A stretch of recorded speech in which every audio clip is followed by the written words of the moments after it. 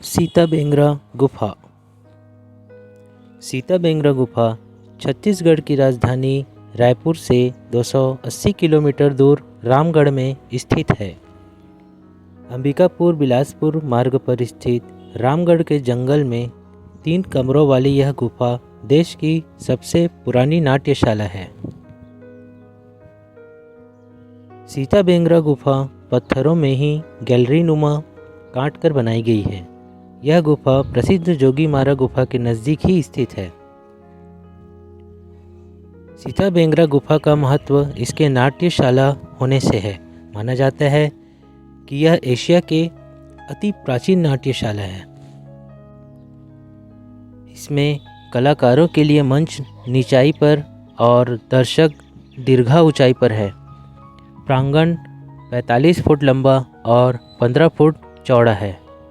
इस नाट्यशाला का निर्माण ईसा पूर्व 3री शताब्दी का माना गया है, क्योंकि पास ही जोगीमारा गुफा की दीवार पर सम्राट अशोक के काल का एक लेख उत्कीर्ण है। ऐसे गुफा केंद्रों का मनोरंजन के लिए प्रयोग प्राचीन काल में किया जाता था।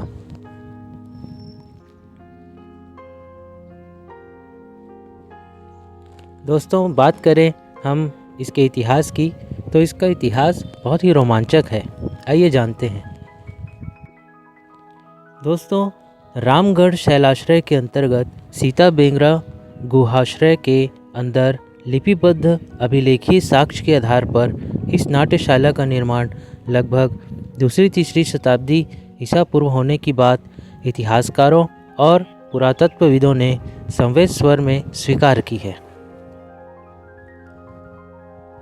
सीताबेंगरा गुफा का गौरव इसलिए भी अधिक है क्योंकि कालिदास की विख्यात रचना मेघदूत ने यही आकर लिखा था।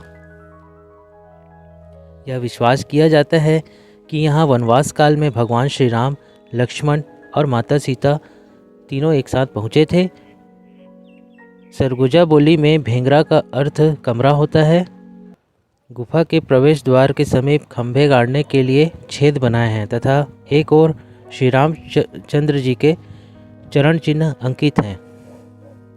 दोस्तों, कहा जाता है कि ये चरण चिन्ह महाकवि कालिदास के समय भी थे।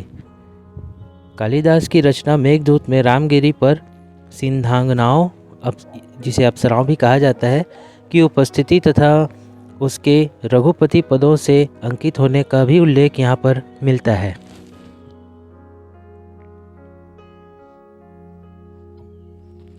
दोस्तों, अगर हम बात करें इन गुफाओं के संचालन की, तो ऐसा विश्वास किया जाता है कि गुफा का संचालन किसी सुतनुका देवदासी के हाथ में था। यह देवदासी रंगशाला की रूपदक्ष थी। देवदिन की चेष्टाओं में उलझी नारी सुलभ हृदया सुतनुका को नाट्यशाला के अधिकारियों का कोपभाजन बनना पड़ा और वियोग में अपना जीवन बिताना पड़ा। रूपदक्ष देवदिन ने इस प्रेम प्रसंग को सीताबेंगरा की भित्ति पर अभिलेख के रूप में सदैव के लिए अंकित कर दिया। दोस्तों, यह कहा जाता है कि इस गुफा में उस समय क्षेत्रीय राजाओं द्वारा भजन कीर्तन और नाटक आदि करवाए जाते रहे होंगे। दोस्तों, आइए जानते हैं इसकी रोचक स्थापत्य कला के बारे में। तो दोस्तों, सीताबेंगरा गुफा का निर्माण पत्थरों में ही गैलरी नुमा कटाई करके किया गया है। यह 44 फुट लंबी, 15 फुट चौड़ी है।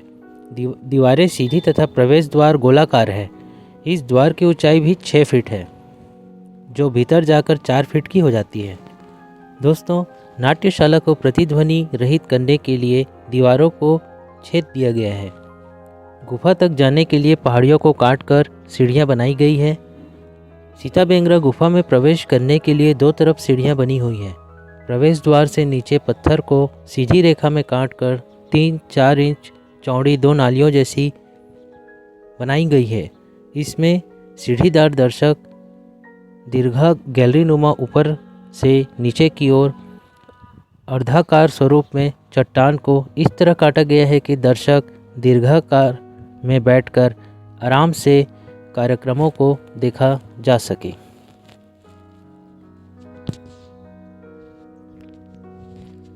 गुफा के बाहर 2 फुट चौड़ा गड्ढा भी है। गुफा के बाहर 2 फुट चौड़ा गड्ढा भी है जो सामने से पूरी गुफा को घेरता है।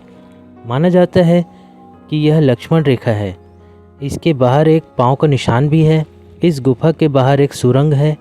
इसे हथफोड़ सुरंग के नाम से जाना जाता है। इसकी लंबाई करीब 500 मीटर है। यहाँ पहाड़ी में राम, लक्ष्मण, सीता, हनुमान की 12वीं-13वीं सदी की प्रतिमा भी है।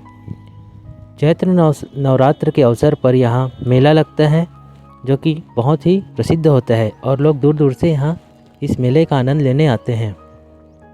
सीता बेंगरा गुफा को भारतीय पुरातत्व सर्वेक्षण द्वारा संरक्षित किया गया है। तो दोस्तों आइए जानते हैं सीता बेंगरा गुफा की अभिलेख के बारे में। तो दोस्तों सीता बेंगरा गुफा के ब्राह्मी लिपि में लिखे हुए अभिलेख का आशय है, हृदय को देदीप्यमान करते हैं स्वभाव से महान ऐसे कविगण, रात्रि में वासंती से दूर हास्य एवं विनोद में अपने को भुलाकर चमेली के फूलों की माला का आलिंगन करता है। दूसरे शब्दों में यह रचनाकार की परिकल्पना है कि मनुष्य कोलाहल से दूर एकांत रात्रि में नृत्य, संगीत, हास्य, परिहास की दुनिया में स्वीकार स्वर्गिक आनंद में आलिप्त हो, भीनी भीनी खुशबू से मोहित हो, फूलों से आलिंगन करता हो। दोस्तों सीता बेंगरा की गुफा में एक पुरानी रिवाज बहुत प्रचलित है जो कि था बादलों की पूजा करना। आइए जानते हैं इसके बारे में क्या विचार है। तो दोस्तों सीता बेंगरा गुफा का गौरव इसलिए भी अधिक है क्योंकि कालिदास ने विख्यात रचना मेघदूत में यह लिखी थी। कालिदास ने जब उज्जैनी का परित्याग किया था तो यहीं आकर उन्होंने साहित्य की रचना की थी। इसलिए ही इस जगह पर आज भी हर साल आषाढ़ के महीने में बादलों की पूजा की जाती है। भारत में संभवतः यह अकेला स्थान है जहाँ की बादलों की पूजा करने का रिवाज हर साल है। इसलिए हर साल प्रशासन के सहयोग से यहाँ कार्यक्रम का आयोजन होता है। इस पूजा के दौरान देखने में आता है कि हर साल उस समय आसमान में काले काले बादल छा जाते हैं।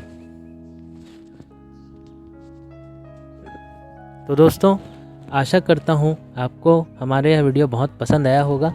दोस्तों यह बहुत ही सुप्रसिद्ध गुफाएं हैं, सीता बेंगरा गुफा और जोगीमारा गुफा।